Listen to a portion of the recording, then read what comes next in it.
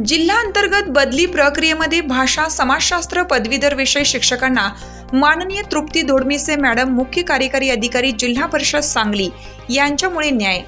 जिल्हा अंतर्गत बदली प्रक्रियेमध्ये अतिरिक्त समाजशास्त्र शिक्षकांची बदली प्रक्रियेमध्ये मोठा प्रश्न तयार झाला होता।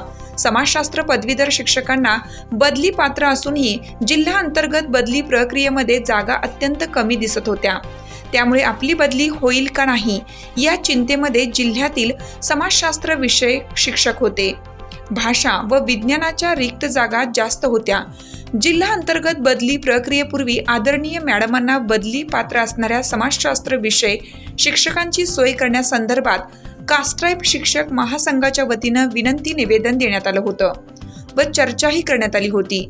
त्यावेळी आदरणीय मॅडमनी सकारात्मक प्रतिसाद दिला होता। मोठ्या शाळेमध्ये 6 ते 7 वर्गाला कंपल्सरी एक विज्ञान शिक्षक व दुसरा भाषा समाजशास्त्र करून जिल्ह्यातील भाषा समाजशास्त्र पदवीधर शिक्षकांना जिल्हा अंतर्गत बदलीमध्ये न्याय दिला। हे महाराष्ट्रातील पदवीधर शिक्षकांना न्याय देणारे एकमेव उदाहरण असेल।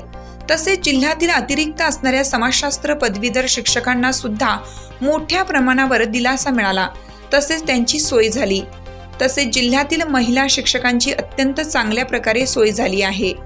त्याबद्दल आदरणीय माननीय तृप्ती धोडमिसे मॅडम मुख्य कार्यकारी अधिकारी जिल्हा परिषद सांगली यांचा कृतज्ञता सत्कार व आभार माजी उपसंचालक कोल्हापूर विभाग कोल्हापूर माननीय नानासाहेब माने लिखित अग्निदिव्य पुस्तक व रोपटे देऊन मानण्यात आले। या प्रसंगी संघटनेच्या वतीनं निवेदन देण्यात आलं। तसेच पदवीधर विषय शिक्षकांचे राहिलेले प्रश्न लवकरच सोडवले जातील असे आश्वासन मॅडमांनी दिलं। या प्रसंगी आंतरराष्ट्रीय मानवता अधिकार व मीडिया संघटना महाराष्ट्र राज्य प्रभारी माननीय मिलिंद साबळे साहेब, महाराष्ट्र राज्य कास्ट्राईप शिक्षक महासंघाचे जिल्हाध्यक्ष डॉक्टर संतोष कदम, डॉक्टर कीर्ती काटे मॅडम, रमेश पेटकर, अजय राक्षे, राजू दोडमणी, सचिन देठे, सुधीर भाट जिल्ह्यातील पदवीधर शिक्षक उपस्थित होते। धन्यवाद। संवेदनशील आदरणीय माननीय मुख्य कार्यकारी अधिकारी जिल्हा परिषद सांगली डॉक्टर संतोष कदम, जिल्हाध्यक्ष महाराष्ट्र राज्य कास्ट्राईप शिक्षक महासंघ सांगली। हिरकणी न्यूज करिता मुख्य संपादक डॉक्टर गणेश वाईकर।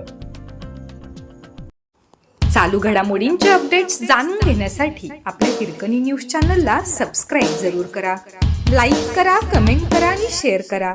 बेल आयकॉनवर प्रेस करा आणि नोटिफिकेशन्स मिळवा।